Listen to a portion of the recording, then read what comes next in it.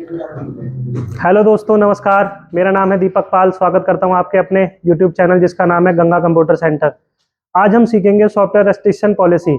इस पॉलिसी में क्या होता है, मैं आपको सिखाऊंगा कंप्यूटर के सॉफ्टवेयर को ब्लॉक करना। ब्लॉक करने के बेनिफिट्स क्या होते हैं पहले ये समझ लेते हैं। अगर मैं किसी सॉफ्टवेयर को ब्लॉक करता हूं तो बेनिफिट्स ये होगा, जैसे कि मैं चाहता हूं क्रोम ब्लॉक हो जाए, टैली ब्लॉक हो जाए, उसके बाद टोटल वीडियो कन्वर्टर ब्लॉक हो जाए, उसके बाद सोनमा टाइपिंग ब्लॉक हो जाए, उसके बाद फोटोशॉप ब्लॉक हो जाए। तो ऐसे ऐसे जो छोटे छोटे मेरे सॉफ्टवेयर हैं, मैं चाहता हूं कि मेरे कंप्यूटर पर मेरे अलावा अगर कोई थर्ड पर्सन बैठता है तो वो मेरे कंप्यूटर पर उन सॉफ्टवेयर को चला नहीं सके। तो इसमें देखते हैं कि हम लोग काम कैसे करेंगे, ये प्रोसेस कैसे करता है। और इसमें साथ में मेरे आप बने रहिएगा, देखते रहिएगा कि मैं कैसे कैसे इनको स्टेप को कर रहा हूँ। उसी स्टेप को अगर आप स्टेप बाय स्टेप फॉलो करते हैं तो आप मेरे हिसाब से ये प्रोसेस अच्छे से कर सकते हैं। और पॉलिसी को बहुत ध्यान से देखना, पॉलिसी में कुछ अच्छा और न्यू है सीखने के लिए। एक ट्रिक भी है जो आप लोग को आनी चाहिए। चलिए हम स्टार्ट करते हैं। सबसे पहले मैं आपको बताता हूँ कि ये सॉफ्टवेयर रेस्ट्रिक्शन पॉलिसी काम कैसे करती है, इसके बारे में मैं आपको बता देता हूँ। जैसे कि मेरा क्रोम है, अगर मैं इस क्रोम को चलाना चाहूँ तो ये मेरा क्रोम वर्किंग में है, यानी कि क्रोम चलेगा। क्रोम को ब्लॉक करना है, इसके बाद बीएलसी है, इसके बाद अगर कोई टैली है इसके अंदर, और फोटोशॉप है, या कोई और थर्ड पार्टी सॉफ्टवेयर है जो भी मैंने अलग से परचेज किए हों या फ्री में डाउनलोड करके मैंने इस कंप्यूटर में चला रहा हूँ। बेनिफिट बार बार बता रहा हूँ मैं आपके सामने है कि आप किसी भी सॉफ्टवेयर को ब्लॉक करके आप उसको चला नहीं पाएंगे। चलिए अब मैं सबसे पहले स्टार्ट करता हूं कि आपको करना क्या है। सबसे फर्स्ट में आपको विंडोज की के साथ आर प्रेस करना है। फ्रेंड्स मैं आपको विंडोज की बहुत बार पहले भी बता चुका हूं। विंडो की के साथ, ये विंडो की का सिंबल है, इसके साथ आपको आर प्रेस करना है तो विंडो की आपकी ओपन हो गई। विंडोज की के साथ आप जैसे ही इसको ओपन करेंगे तो इसमें कोड डालना है जो मैंने ऑलरेडी डाल के रख रखा है, gpedit.msc। मैं इसको आपको जूम करके दिखाता हूँ कि आपको कोड में क्या लिखना है। इसकी स्पेलिंग आप बहुत ध्यान से देखना कि आपको दिखाना है gpedit.msc। अगर व्यूवर आपको अच्छे से नहीं दिख रहा है तो मैं इसके लिए डिस्प्ले पर भी इसको लिख दूंगा। डन। इसके बाद आप स्टेप बाय स्टेप फॉलो करते रहिएगा। अब मैंने इसको gpedit.msc लिखा, उसके बाद मैंने इसको करना है ओके।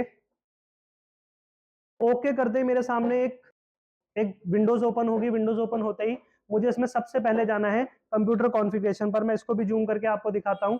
सबसे ऊपर वाले में आप चाहें तो यहां से उस पॉलिसी को ओपन कर सकते हैं या तो यहां साइड से ओपन कर सकते हैं। तो मैं साइड से ओपन करता हूं इसको। इस साइड से मैं पॉलिसी को ओपन करता हूं।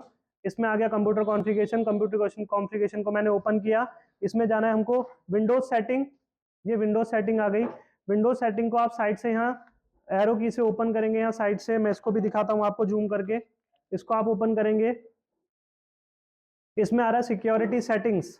सिक्योरिटी सेटिंग्स में आप जाएंगे इसमें। उसके बाद आप इसको भी साइड से ओपन करेंगे तो इसमें सिक्योरिटी सेटिंग्स में आएगा आपका सॉफ्टवेयर रेस्ट्रिक्शन पॉलिसी। इस पॉलिसी के बारे में मैं आपको दिखाता हूँ। सॉफ्टवेयर रेस्ट्रिक्शन पॉलिसी ये लिखा हुआ आ रहा है। आप इसको ओपन करेंगे तो इसमें आएगा एडिशनल रूल्स। एडिशनल रूल्स अगर आ रहा है तो इसमें आप एडिशनल रूल पर क्लिक करेंगे। अगर यहाँ पर डायरेक्ट ये ओपन हो जाता है तो वेरी गुड, इसका मतलब इस कंप्यूटर में पहले से किसी ने इस प्रोसेस को कर रखा है। अदरवाइज अगर इस पर मैं एडिशनल रूल पर क्लिक करता हूँ और यहाँ पर कुछ भी ओपन नहीं होता है तो उसका मतलब आपको ओपन करना पड़ेगा, और ये सिस्टम में आपके कभी भी किसी ने भी इस पॉलिसी का यूज नहीं किया है। डन। अब आप देखिएगा आपको क्या करना है। तो यहाँ पर तीन मेरे पास बने हुए हैं पॉलिसी एक टाइप के। इस पॉलिसी में मैंने पहले से ही गूगल क्रोम को ब्लॉक कर रखा है। मैं इस वाली पॉलिसी को डिलीट कर देता हूँ, राइट क्लिक करके डिलीट। अब मैं अपनी नई पॉलिसी को इसमें ब्लॉक करना चाहता हूँ तो मुझे करना क्या है, एडिशनल रूल वाले पर आपको जो पॉलिसी है पहले की ऑलरेडी, इनको तो आपको कुछ मतलब नहीं करना है। इसके बाद आपको नई पॉलिसी बनानी है। राइट क्लिक करके और आपको जाना है, राइट क्लिक करके न्यू पाथ रूल पर। न्यू पाथ रूल पर आप जैसे ही क्लिक करेंगे तो इसमें जिस सॉफ्टवेयर को आपको ब्लॉक करना है उसका पाथ डालना है। दैट मीन उसका एड्रेस डालना है, उसकी लोकेशन डालनी है। उसकी लोकेशन मिलती कैसे है ये आपको समझना है। लोकेशन लेने के लिए सबसे पहले आप इसको पॉलिसी को कट कर देंगे, यानी कि ये पेज यानी ये विंडोज आपकी ओपन रहनी चाहिए। इसको मिनिमाइज करेंगे। मुझे करना है क्रोम को ब्लॉक, तो मैं क्रोम पर पहले राइट क्लिक करके इसकी प्रॉपर्टीज में जाऊंगा। ओके, क्रोम पर मैंने राइट क्लिक किया। इस पर राइट क्लिक करके मैं प्रॉपर्टीज में जाऊंगा और यहाँ पर लिखा है टारगेट। जो ये लिखा हुआ आ रहा है पूरा का पूरा, इस टारगेट को कंट्रोल ए से आप सेलेक्ट करेंगे और राइट क्लिक करके कॉपी कर लेंगे। कॉपी करने के बाद आपको इसको जो नीचे डाउन में हमारा सॉफ्टवेयर रेस्ट्रिक्शन का खुला हुआ था टैब, आप इसको ओपन करेंगे। सॉफ्टवेयर रेस्ट्रिक्शन पॉलिसी को आप ओपन करेंगे। यहाँ पर आप एडिशनल रूल पढ़ते हैं, इस पर राइट क्लिक करके आपको न्यू पाथ रूल पर जाकर के इसमें पेस्ट करना है वही URL, यानी कि वही उसका टारगेट।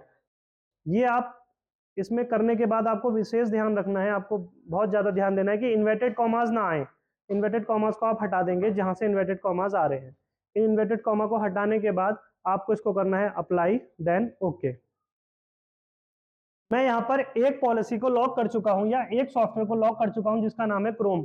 अगर मैं ऐसे ही दूसरे सॉफ्टवेयर को लॉक करना चाहता हूँ तो सेम टू सेम मुझे इसको फिर से मिनिमाइज करना है। अब मैं चाहता हूँ BLC को लॉक करना, तो राइट क्लिक करके इसकी भी प्रॉपर्टीज पे जाकर जो टारगेट लिखा आ रहा है इस पर राइट क्लिक करके कॉपी। फिर से देख लीजिए कैसे किया, BLC पर राइट क्लिक करके प्रॉपर्टीज, और टारगेट जो लिखा हुआ आ रहा है इसको सेलेक्ट करके कंट्रोल A से राइट क्लिक करके इसकी कॉपी। कॉपी करने के बाद आपको क्या करना है, फिर से अपना सॉफ्टवेयर पॉलिसी खोलना है और जहां पर एडिशनल रूल आपका बना हुआ आ रहा है इस पे आप राइट क्लिक करके फिर से न्यू टास्क पर जाएंगे और इसमें पेस्ट कर देंगे। पेस्ट करने के बाद जो इन्वर्टेड कॉमा आ रहे हैं आपको इनको हटाना है वापस से। इसका भी इन्वर्टेड कॉमा हटाना है ड्राइव के आगे का। ये हटने के बाद आपको अप्लाई करना है, ओके करना है। पॉलिसी दोनों की दोनों हमारी लग चुकी है। अब दो हमारे सॉफ्टवेयर जो हैं वो डिसअलाउ हो गए हैं। यहाँ पर ये दिख रहा है, एक तो वीडियो लाइन यानी कि BLC है और एक गूगल क्रोम है। अब इस कंप्यूटर में दोनों के दोनों सॉफ्टवेयर काम नहीं करेंगे। अगर मैं इसको कट कर देता हूं तो ये दोनों एप्लीकेशन मेरी ब्लॉक हो चुकी हैं। मैंने कहा था अगर आपकी वन टाइम में ब्लॉक नहीं होंगी तो आपको एक बार कंप्यूटर को रिस्टार्ट करना पड़ेगा।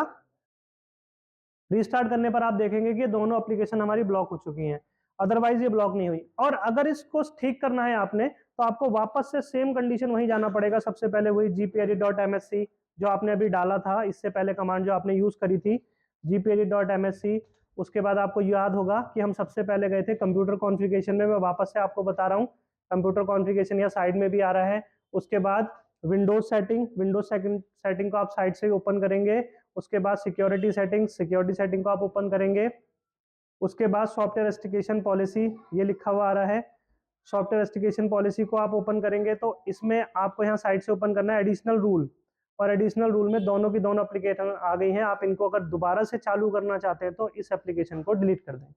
जैसे ही मैं डिलीट करूंगा हमारे सॉफ्टवेयर वापस से एक्टिव हो जाएंगे, यानी कि वो हमारे काम करने लग जाएंगे।